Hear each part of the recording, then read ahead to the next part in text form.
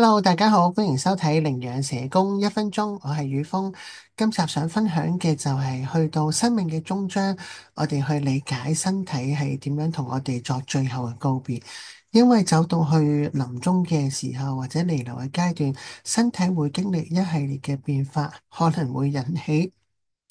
照顧者或者家人嘅一啲擔心啦，同埋不安。咁如果我哋能夠早一啲去認識嘅時候呢，就可以減少呢啲擔心同埋不安啦。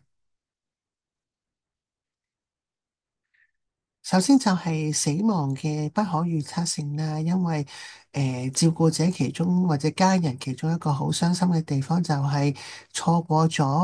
道別嘅時間。咁其實病人死亡嘅時間係好難之捉摸嘅。例如如果有啲病人佢有一啲心願一路冇完成嘅話，佢彌留嘅時間可能會拖得比較長。記得曾經有一位女士。彌留差唔多超過咗一個禮拜，後尾先知道原來佢喺院舍入邊有一位智障嘅囡囡，一直都唔放心，係亦都冇讓其他人去知道。咁另外，亦都可能會錯過咗屋企人最後嘅道別嘅時刻。例如曾經有一位男朋友啦，佢陪咗女朋友成日，但係當佢落街去買嘢嘅時候，女朋友就揀嗰段時間離開。咁呢個時候點樣安慰呢位照顧者呢位男朋友好呢？我哋當時就同佢講話啊，其實咧女朋友同你一樣都好愛你，好唔捨得你，佢先至揀呢個時間離開咁樣。咁另外就係我哋去點樣去觀察一啲身體上嘅臨終嘅或者死亡嘅徵兆，讓我哋去做好準備。首先就係呼吸方面啦，有機會係有比較可能，你會覺得可能係好吃力嘅呼吸，因為會聽到一啲咳咳聲啦，或者我哋行內嘅叫死亡嘅一個喉音啦。其實都想讓大家知道咧，其實唔辛苦嘅，唔需要太擔心，因為係喉嚨個分泌物咧，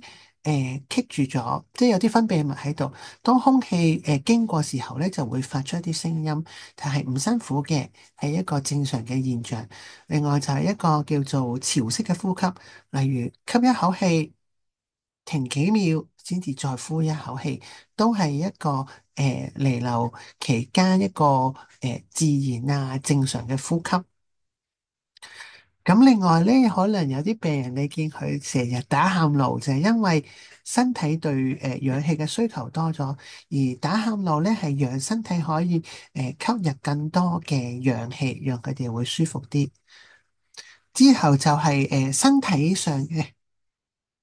變化啦，就係例如體溫啦，血液有所改變，係因為病人個 circulation 嗰個血液嘅循環系統開始減慢，心臟冇好似以往能夠咁有效率咁去泵血，所以咧手臂啊腳啊可能會漸漸變得凍啦。另外膚色可能會改變啦，變得係蒼白啊，或者係黃色啊，係因為血液循環同埋嗰個氧氣慢慢減少嘅一個情況。另外就係腎功能嘅減退啦，咁好記得以前前線去實習嘅時候，護士同事成日同我哋分享就話啊，觀察下啲尿啊，就係你會可能見到會開始變得好濃好結啊，同埋係茶色啊，同埋會變得好個味道會好重啊，咁都係其中我哋會觀察嘅一樣嘢嚟嘅。咁肌肉控制能力嘅喪失，講緊就係可能會有無法即係控制唔到排便啦，或者係排尿，即係可能會有失禁嘅情況啦。咁都會有護理員咧，好好係去照顧